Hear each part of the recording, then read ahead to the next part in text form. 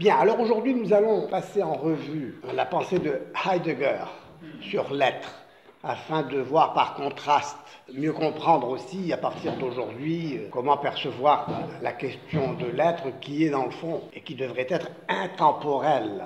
Selon Heidegger, la question de l'être, c'est-à-dire la métaphysique même, revient à une manière d'être du questionnant, celui qui se pose la question de l'être, à savoir le Dasein, cet étant seul à pouvoir s'interroger sur les temps. C'est uniquement parce que le néant se révèle dans le fond du Dasein que celui-ci est susceptible de s'interroger sur l'absolue étrangeté de l'être. L'être apparaît totalement étranger à l'étant. Il s'ensuit que l'étant n'est pas. Et l'angoisse naît de la manifestation de l'expérience, entre guillemets, de ce néant. Aussi, la question « pourquoi y a-t-il quelque chose plutôt que rien ?» peut prendre un sens négatif, à savoir produire l'effroi, consistant à mettre l'accent sur la question de savoir pourquoi il n'y a pas plutôt rien. L'angoisse naît de la constatation, ou l'angoisse est, disons, en quelque sorte, l'expérience du néant, et à l'inverse de l'angoisse, l'expérience de l'être et l'émerveillement, l'étonnement, le Thomassein qui est le commencement de la philosophie. Donc il y a deux points de départ, si l'on peut dire, de l'interrogation philosophique. L'angoisse, effet du néant, ou l'émerveillement, effet du constat qu'il y a quelque chose. Mais la question, telle qu'elle peut se poser, ne concerne pas les temps que le Dasein est. Cette question ne s'interroge pas sur le mystère de l'être. Elle naît du fond sans fond, du Dasein, de ce fond abyssal.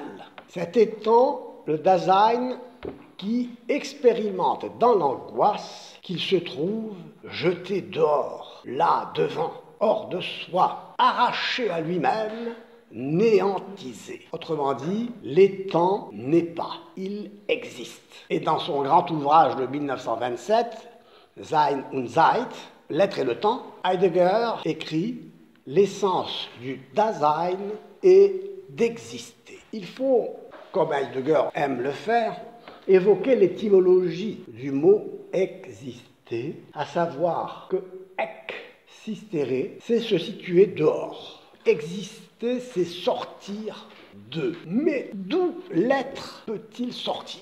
Du non-être, rien ne peut sortir. Soit donc ce qui est résulte d'un être qui a toujours été, soit il est lui-même depuis toujours. Parménide a exprimé cette vérité avec toute la profondeur requise dans son poème « L'être est, le non-être n'est pas ». Et il décrit les attributs de cet être. Il est immuable, éternel, parce qu'il est indivisible. Immuable, éternel, dit Parménide. Il est donc compris comme la négation du temps. Mais d'où vient cette rature métaphysique du temps, demande Heidegger. Ne provient-elle pas de la négation du temps que nous sommes? L'oubli, la négation métaphysique du temps résulte, selon lui, de la fuite face à la finitude de notre être-là. On pourrait évoquer ici le divertissement pascalien, qui consiste à fuir sa condition malheureuse. Et de fait, Heidegger est un lecteur de Pascal. Donc d'où vient, disais-je, cette rature métaphysique du temps? Ne provient-elle pas de la négation du temps que nous sommes? L'oubli, la négation métaphysique du temps résulte, selon lui, de la fuite face à la finitude de notre être-là. L'auteur de Sein und Zeit, être et temps, identifie cet être-là, Dasein, à une irruption temporelle. Être, pour nous, consiste à être là, da. Dasein est un mot qui équivaut en allemand à existentia, en latin. Dans la lettre sur l'humanisme, écrite plus tard, bien après Sein und Zeit, en réponse à une interprétation de Jean-Paul Sartre de son œuvre, Heidegger précise que le Dasein est moins l'être là que être le là. Dans un langage impossible. Il existe pour se trouver là, ce lieu où l'être se montre en se cachant et s'éloigne à mesure qu'on l'approche dans le souci. L'existence pour lui est souci. Donc le Dasein existe pour se trouver là, ce lieu où l'être se montre en se cachant, s'éloigne à mesure qu'on l'approche dans le souci. La métaphysique, telle que l'entend Heidegger, c'est-à-dire une entreprise d'explication conceptuelle de l'étant, recouvre l'être, dit-il, dans ce qu'il a justement d'inexplicable. Ce recouvrement de l'être est le recouvrement de notre propre expérience radicalement temporelle de l'être. Expérience que nous faisons pour un temps seulement, car nous ne disposons pas du temps. Nous n'éprouvons donc l'être qu'à travers le prisme du temps. Et le titre de son œuvre, Être et temps, est suffisamment évocateur pour exprimer cette symbiose de l'être et du temps. La métaphysique, dit Heidegger, a toujours envisagé l'être à partir du temps. Mais elle l'a fait à partir de la notion de constance et de permanence. Telle est la conception de l'être permanent de Parménide, mais tout aussi bien la conception de l'idée de Platon, de la substance, selon Aristote, du sujet connaissant des modernes. Heidegger entreprend de déconstruire la métaphysique traditionnelle telle qu'il l'entend, en montrant qu'elle n'était pas consciente du fil conducteur de toute l'histoire de la métaphysique, à savoir le rapport entre l'être et le temps, rapport pensé pour lui-même à partir du Dasein.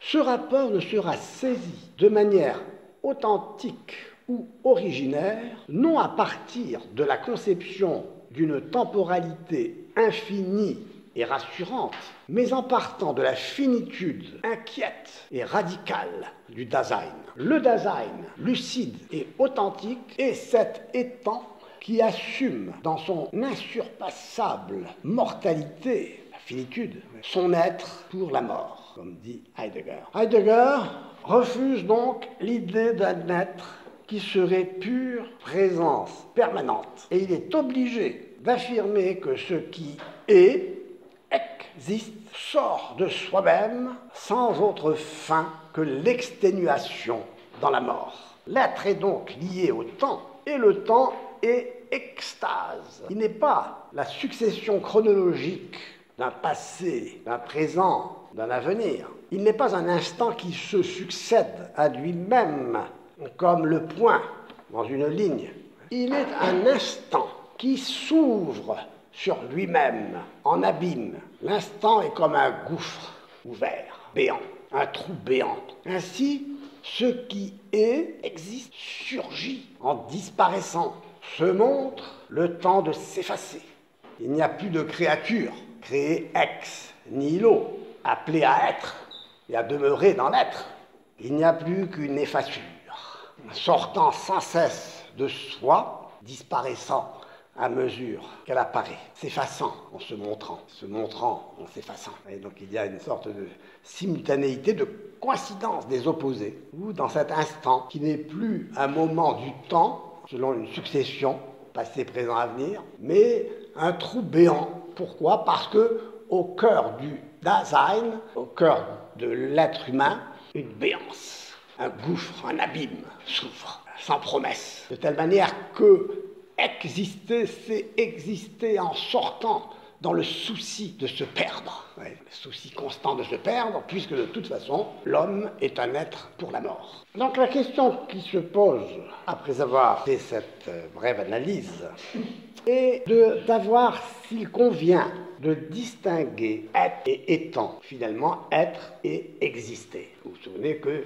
la différence ontologique consiste à dire que l'être n'est pas l'étant n'est pas l'être. Mais ce qui n'est pas l'être, c'est le non-être. C'est pourquoi l'étant fait cette expérience du non-être dans l'angoisse. Alors ceci, si vous voulez, petite parenthèse, doit nous rappeler, pour bien comprendre tout cela, le schéma néoplatonicien. Et finalement, toute l'histoire de la philosophie, pourrait-on dire, est l'histoire d'un dialogue ou discussion entre l'aristotélisme, c'est-à-dire une philosophie de l'être, et le néoplatonisme, c'est-à-dire une philosophie de l'un. Pour la philosophie de l'être que nous étudions, tout ce qui est réellement réel, et c'est ce dont nous devons parler. Et pour une philosophie de l'un, rien n'est. Pourquoi? Parce que l'un, c'est l'indétermination pure, c'est le désert de l'être. C'est-à-dire qu'il n'y a rien qui puisse s'ajouter à l'un. Bon, là nous en avons assez parlé, je ne vais pas revenir là-dessus, mais j'évoque ce schéma néoplatonicien de l'un parce que tout ce qui n'est pas un, c'est-à-dire le non-un, c'est-à-dire le multiple, est de trop pour la pureté de l'un. Donc, cette multiplicité des êtres qui encombre, qui gêne l'un, qui empêche l'un d'être un, cette multiplicité des êtres doit disparaître, dans le gouffre du néant de l'un. Il faut penser à cela quand on pense à Heidegger, pour voir comment la pensée de Heidegger peut se rallier à ce néoplatonisme. Bon, ça c'est un effort personnel que je fais, que je vous livre, mais il est toujours bon de se familiariser avec ce genre de problématique. Donc la question est de savoir s'il convient de distinguer l'être et l'étant, c'est-à-dire l'existence. Il semble que oui pour Heidegger, puisque l'essence du Dasein est d'exister. Le Dasein est cet étant qui s'interroge sur lui-même, sur l'être, au sens de présence permanente. Ça ne se rapproche pas de la définition que donne saint Thomas de Dieu? Non, surtout pas. Dieu, pour saint Thomas, on le verra, c'est l'esse subsistens per se. Il faut comprendre Dieu à partir de l'être simple, dans son unité, évidemment, simplicité, d'un acte d'être pur et parfait, en effet. Mais l'être est plénitude, alors que l'unité est vacuité. L'être est un, mais l'un n'est pas. Bon, ça on le verra d'ailleurs, puisque c'est ce qui fait partie du chapitre concernant les transcendantaux. Les transcendantaux étant justement l'un, et les transcendantaux, bon, ouais. Qu'est-ce qui est un, en fait? C'est un moteur... L'un, justement, analysé de cette façon, eh bien, c'est analysé de manière logique. Et il faut distinguer le logique et l'ontologique. La logique permet formellement de constater que l'unité est pure cohérence, formelle, identité de soi avec soi, mais sans contenu. Identité désertique, vide, 1 égale 1. D'accord? Mais quand je parle de l'être et que je dis que l'être est 1, je parle d'une qualité plus que d'un attribut. Ce qui caractérise l'être, c'est que l'être ne peut pas se diviser. Si l'être se divisait, il se diviserait en être et non-être. Et ceci est vrai de tous les êtres, de tous les étangs, de l'être en tant qu'être, justement. L'être en tant qu'être est un, c'est-à-dire indivisible, car l'unité, c'est l'indivisibilité. Ce qui fait que l'être est un, c'est qu'il est identique à soi. On en reparlera. Donc, distinguons ce qui relève de discours logique et d'un discours ontologique. L'un et l'être. L'un n'est pas, c'est de la logique. L'être est un, c'est de l'ontologie. N'hésitez pas. C'était justement pour dire... Ah non. On prend le même sens. Voilà, parce que l'unité, c'est justement pour Aristote, c'est l'unité de l'être, de l'étant, de la substance. C'est l'unité de l'être. C'est pas l'unité en soi. Pour les platoniciens, les néoplatoniciens, l'un, c'est une idée vide. Bon, je vous en ai parlé la dernière fois, on avait étudié cela. Je peux vous rappeler cela si vous voulez. Nous sommes dans un monde où tout change. Les présocratiques se sont heurtés à cette difficulté. Si tout change, dit Platon, rien n'est jamais. Si tout change toujours, rien n'est jamais. Ce qui est blanc va devenir non blanc, et donc on est dans un monde de contraires. Tout se contredit, rien ne tient. On ne peut pas dire que Socrate est Socrate, puisque depuis tout à l'heure, Socrate a cessé d'être Socrate. Pourquoi Socrate a-t-il cessé d'être Socrate? Si tout devient, tout se divise sans cesse. Socrate lui-même est composé d'éléments qui eux-mêmes sont composés d'éléments, et ainsi à l'infini. Ces éléments sont des unités, pour ainsi dire, qui sont comme des nombres. Pas trop développer tout ça, parce que... Donc, je vais vous poser la question, convient-il de distinguer l'être et l'étant? L'être et l'étant, il semble que oui. Si, comme dit Heidegger, l'essence de l'étant, en particulier donc du Dasein, est d'exister. Le Dasein est en effet cet étant qui s'interroge sur lui-même et sur l'être, au sens où l'être est conçu comme une présence permanente. On l'a vu, pour Parménide. L'être est, ne peut pas cesser d'être. S'il est, il est pour toujours, immuable, éternel. Donc, le Dasein existe, il est là, sorti on ne sait d'où. On ne peut dire qu'une chose, c'est qu'il y a de l'étang. Et en allemand, il y a, se dit es gibt, du verbe geben, qui veut dire donner. Du verbe geben, es gibt, se traduit littéralement cela donne. Es est neutre, impersonnel. Pourquoi on peut traduire littéralement rien donne? Si rien donne et que l'étang est donné là, il est don, mais sans donateur ni donataire. Cela surgit, c'est une donation, et cela surgit du fond d'un instant sans fond, ouvert, comme je disais, en abîme. Oui, rien ne tient, vous comprenez? Et si rien n'est, tout devient, tout s'ouvre en abîme. Chaque pas que je le fais en m'abîmant dans le non-être, puisque je ne suis pas soutenu par une substance, un acte d'être permanent qui fait que je suis ce que je suis depuis tout à l'heure. Donc l'étang est donné là, sans donateur, dans un pur mouvement de donation. Cela surgit du fond, sans fond, dans un mouvement de donation sans fin. Et alors donc la substance, ce que je suis, ce que je suis en ma profondeur, c'est quoi? Justement, ceux qui vivent dans la dispersion, de manière superficielle, à la surface d'eux-mêmes, et dès qu'ils approfondissent un peu, ils s'aperçoivent qu'ils n'ont rien en eux. Ils font l'expérience d'un vide existentiel, qui est la source de cet effroi, de cette angoisse.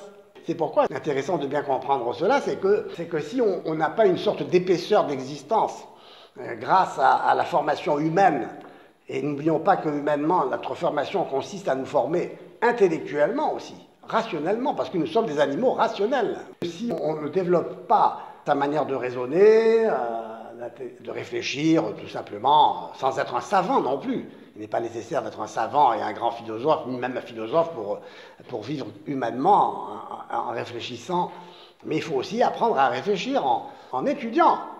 Maintenant, je vous ai dit suffisamment de choses sur Heidegger pour ne pas vous embêter davantage. Et nous allons revenir à une pensée plus classique et dire ceci, c'est qu'il importe de savoir de quoi l'on parle quand on parle de l'être. Si quand on parle de ce dont on parle, on est toujours au niveau des mots. Et les mots ne renvoient plus à rien, aux choses. Il faut donc insister sur l'idée que l'être, en métaphysique, tel que nous l'entendons, comme philosophie de l'être, est l'être de l'étang. Parce qu'on a beaucoup joué au XXe siècle sur cette distinction entre l'être et l'étang. J'ai voulu développer cette idée d'un étang sans l'être pour montrer que, sans l'être, l'étang sombre dans le néant, dans le non-être, dans l'abîme, dans l'angoisse. C'est ça l'expérience de l'homme moderne, l'homme contemporain. Donc l'être, même s'il est envisagé de manière générale et universelle, il est toujours question de l'être réellement réel. Et dans cette perspective, il est fondamental de distinguer l'être tel qu'il est donné dans la chose et l'être tel qu'il est représenté dans l'intelligence. De telle manière que la représentation que je me fais d'une réalité extérieure correspond vraiment à cette réalité extérieure. Il faut que ce dont je parle me renvoie à la chose dont je parle, et non pas à un mot. La représentation d'une pipe n'est pas la pipe. Il faut que je m'assure que cette représentation renvoie à une pipe réelle. Quand on dit cette représentation, ce n'est pas la réalité. Quand je vois du rouge, mon œil ne devient pas rouge. Le rouge est bien inhérent à la réalité que je vois. Bon, on va y revenir. Donc, parce qu'elle vise l'être réel, la métaphysique ne peut se définir à la manière de Kant, comme les modernes, à savoir comme un système construit a priori au moyen de notions étrangères à l'expérience. Encore une fois, c'est-à-dire que l'expérience empirique qui me permet d'accéder aux choses grâce aux sens, les sens me renvoient directement aux réalités extérieures. Donc la métaphysique, telle que nous l'entendons, s'oppose à ce que Kant conçoit comme étant la métaphysique et que, d'ailleurs, il rejette. Kant est le philosophe le plus anti-métaphysicien qui soit. La métaphysique, telle que nous l'entendons, se présente comme une science fondée sur l'expérience. Parce que notre interrogation commence avec la réalité la plus prosaïque. Voilà, je suis dans le parc et je m'émerveille devant ce papillon, devant cette fleur qui est là devant moi, qui existe, une réalité. On n'est plus habitué à la réalité, on est dans le virtuel le plus souvent. Même certains ont pu vivre toute leur vie sans avoir jamais vu un papillon. Imaginons un citadin confiné dans la banlieue parisienne où il n'y a pas un seul arbre, une seule plante. Je peux mourir sans avoir jamais vu un papillon. Il a peut-être vu des papillons sur Internet. Mais c'est pas parce qu'il a vu des papillons sur Internet que je conclure que les papillons existent. Tant qu'il n'en a pas vu vraiment, virevolter autour de lui, ça veut dire que ça existe. Kant, il admet une métaphysique idéaliste. Non, c'est pas une métaphysique, c'est une critique, disons. Une critique du jugement, de connaissance. C'est une philosophie de la connaissance, Kant. Pour Kant, je ne connais que l'objet que je construis avec les catégories a priori de l'entendement. Le phénomène, c'est ce qui m'apparaît, la chose en soi, une chose, une réalité en soi, oui. Kant, il ne dit pas que la chose en soi n'existe pas, le monde extérieur n'existe pas. C'est ça ce qui est intéressant aussi chez lui. Kant ne dit pas qu'il n'y a rien en soi qui existe à l'extérieur de mon entendement. Il dit qu'il y a des choses en soi. Mais ces choses en soi, je ne sais pas ce que c'est, je ne la connais pas. Je ne connais pas cette chose en soi, parce que ce que je connais, c'est uniquement l'objet que mon entendement construit grâce à ces catégories qui permettent de préciser, de produire un objet, etc. Mais c'est un objet qui est l'objet de la connaissance. Ce n'est pas l'être donné à l'extérieur. Et je ne sais pas, finalement, si cet objet correspond à la réalité, puisque la réalité, je ne la connais pas. Ouais. Alors que l'hégélianisme, l'idéalisme allemand qui va réagir à Kant, va absorber cette chose en soi. Cette chose en soi, désormais, est absorbée dans le système, fait partie du système, parce qu'elle est finalement, c'est elle-même qui se connaît. La chose en soi se connaît elle-même. Mais attention, cette chose en soi, désormais, ce n'est plus n'importe quelle chose. Pour Schelling, ce sera la nature. Pour Fichte, ce sera le moi. Et pour Hegel, ce sera l'esprit, l'un. Pour tous, en général, c'est l'un. C'est-à-dire que l'un est le seul à pouvoir se connaître lui-même dans une sphère immanente à elle-même. Il n'y a plus rien dehors. Nous sommes à l'intérieur d'un tout où la chose en soi n'existe pas à l'extérieur de ce tout. La chose en soi est devenue elle-même connaissance d'elle-même, si on peut dire. Elle est connaissance d'elle-même en ce sens que ce n'est plus une chose, c'est devenu le sujet. L'esprit pour Hegel, dans son histoire, l'esprit a une histoire. Il n'y a plus de nature fixe et permanente, mais il y a une histoire de soi, autoconstitutive de soi, qui fait que je reviens sur moi-même, l'un revient sur lui-même. Ouais. Nous sommes toujours dans un système d'éternel recommencement de toutes choses. Quoi. Bon, la métaphysique donc, est fondée sur l'expérience, donc son point de départ est modeste. Elle procède, avons-nous dit, de bas en haut. Son objet est abstrait de l'expérience sensible. Et c'est pourquoi cette métaphysique de nature aristotélicienne, si vous voulez, s'oppose à une métaphysique de type néoplatonicien. Parce que de même que Aristote part du constat empirique des réalités prosaïques offertes au sens pour s'élever à l'être en tant qu'être, eh bien les néoplatoniciens, eux, partent de l'un, puis arrivent jusqu'à la réalité ultime, ils essaient de rejoindre le monde sensible, le monde réel. La question, c'est qu'ils n'arrivent jamais à le rejoindre, c'est le problème. Et la question, c'est que ceux qui le rejoignent, ce n'est qu'une apparence de réalité. Donc le point de départ de la métaphysique, et l'étant. L'étant, ce qui est, plus précisément, puisque vous avez vu que ma lecture de Heidegger, de saint Thomas, d'Aristote, consiste à mettre en avant la non-opposition de l'étant et de l'être et d'affirmer que l'étant est. Que l'étant est, que l'étant est un être, finalement. Que l'étant est un être, parce que si l'étant n'était pas, il serait un non-être. Donc on ne peut pas concevoir un étant sans l'être. L'étant est ce qui est. Id quod est. L'étant, donc, est. L'étant est ce qui est, et il est ce qui est. Il faut distinguer donc ce qui est et l'être de ce qui est. Cette distinction, ce qui est et l'être de ce qui est, c'est-à-dire l'étant et l'être de l'étant. Cette distinction est de nature conceptuelle, intellectuelle. C'est l'intellect qui distingue ce qui est et l'être de ce qui est dans l'étant. L'étant ce qui est, et il est ce qui est. Donc dans les temps, l'être et ce qui est demeurent intimement unis. Je voulais vous montrer par opposition un étant sans l'être chez Heidegger. Au cœur du Dasein, il y a un vide, un néant, un non-être, alors qu'ici, non, l'être est au cœur de l'étant. On va y revenir. Donc l'intellect, c'est l'intellect qui distingue ce qui est et l'être de ce qui est dans les temps. L'être de l'étant peut être intelligé. L'intelligence saisit, comme je vous l'ai dit, ce qui est. Et elle peut le saisir sans saisir l'étant tel qu'il est dans la réalité extramentale, en dehors de l'intelligence elle-même. Car à l'extérieur, dans la chose, sans l'être, l'étant n'est pas. L'étant n'est pas sans l'être. Or, si on conçoit intellectuellement l'être et l'être de ce qui est et ce qui est, si on fait une distinction entre l'être et ce qui est, entre l'être de ce qui est et ce qui est, si on fait cette distinction est de nature conceptuelle, intellectuelle. Mais dans la réalité, ce qui est. L'étant est. Je peux concevoir un centaure, par exemple, un dragon. Je peux concevoir, intelliger, réalité d'ordre conceptuel qui n'existe pas à l'extérieur. Même, je peux concevoir des figures géométriques, comme un triangle, ou un cercle, ou une sphère, parfaite. Intellectuellement, mathématiquement, grâce au compas, je peux dessiner un cercle parfait. Mais le cercle parfait, dans la nature, n'existe pas. Dans la nature, le cercle est toujours plus ou moins parfait. Un caillou parfaitement sphérique, même dans l'univers entier, dans l'univers intersidéral, aucune planète n'est parfaitement sphérique.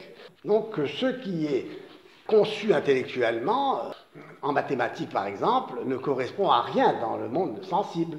Et donc mon entendement peut concevoir des choses qui n'existent pas dans la réalité. Et c'est pourquoi il faut distinguer ce qui est dans mon entendement et ce qui est dans la réalité.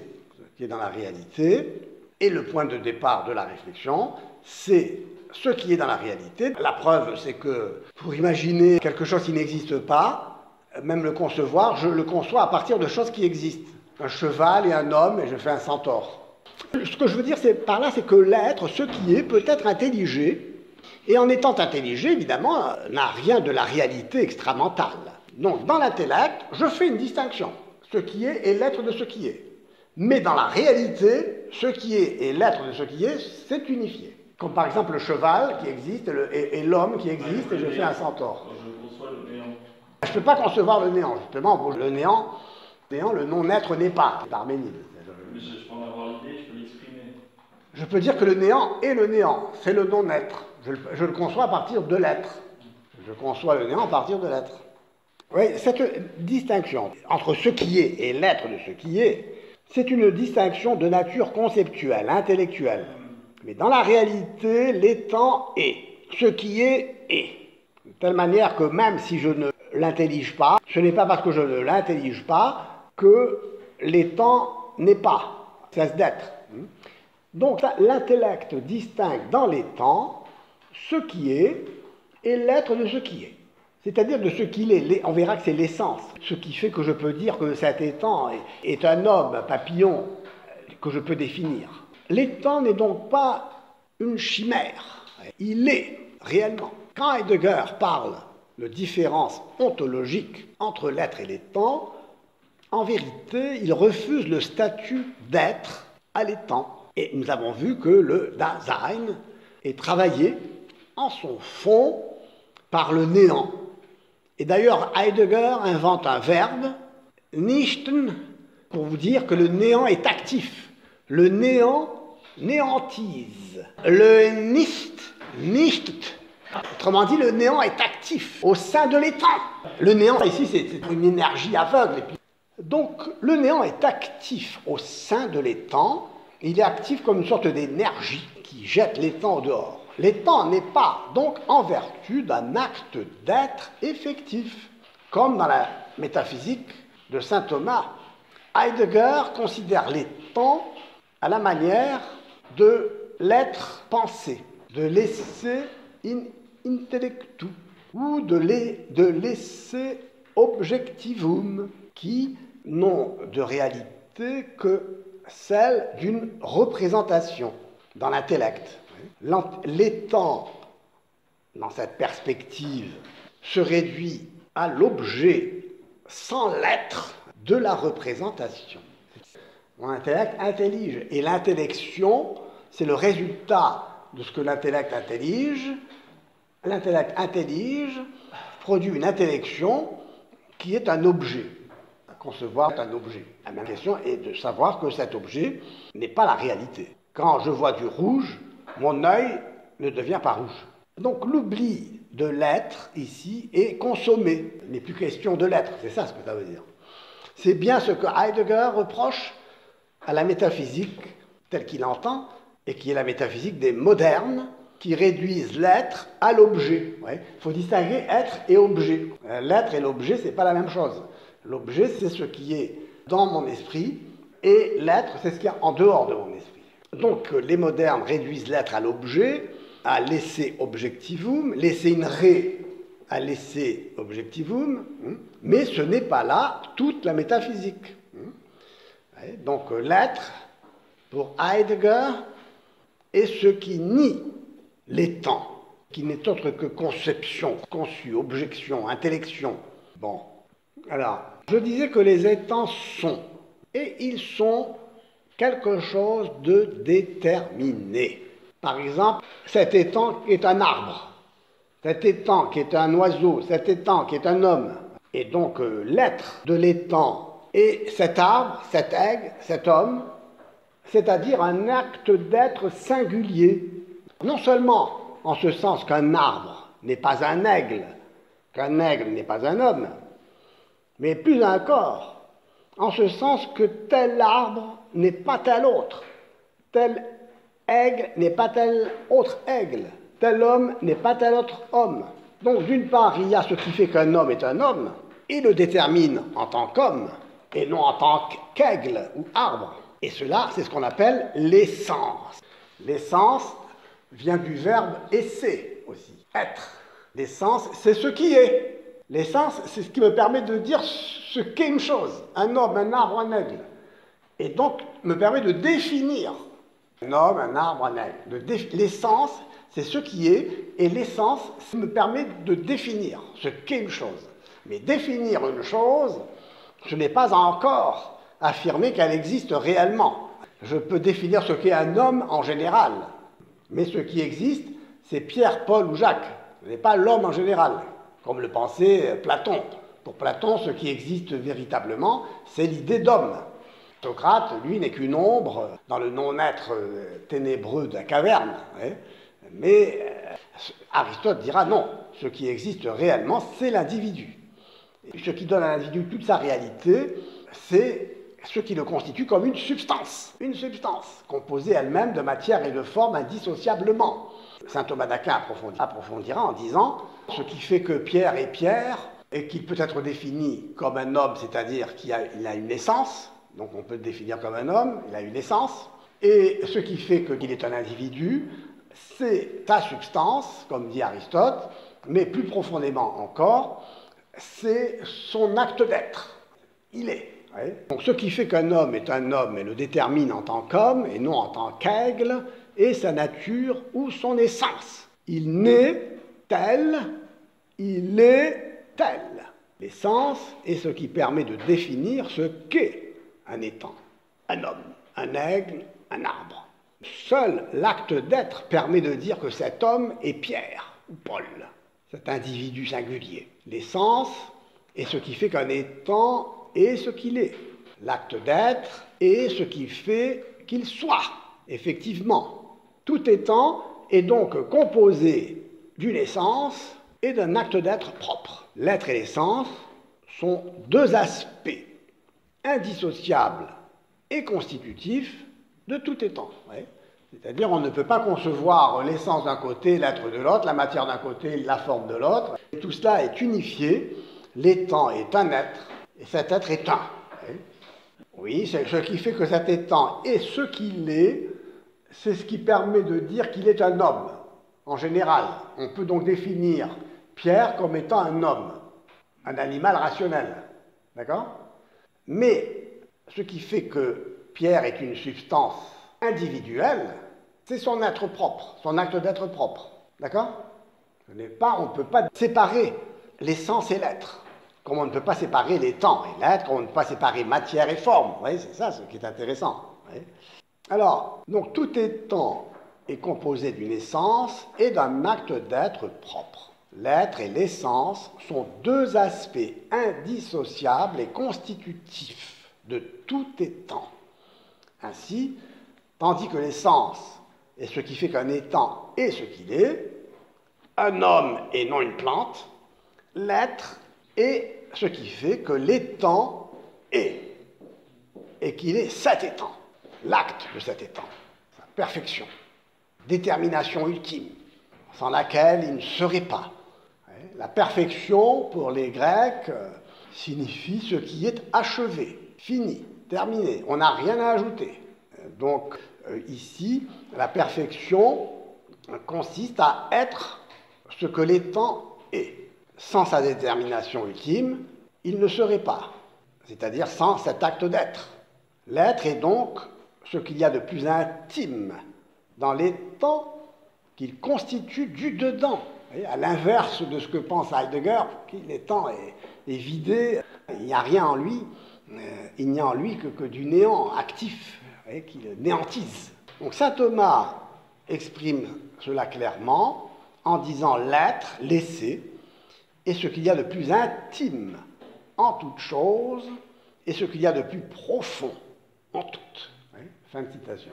Donc retenons de ce cours cette idée que l'étant est, qu'il est constitué donc d'une essence qui permet de dire ce qu'il est et d'un acte d'être propre qui permet de dire qu'il est ce qu'il est. D'accord?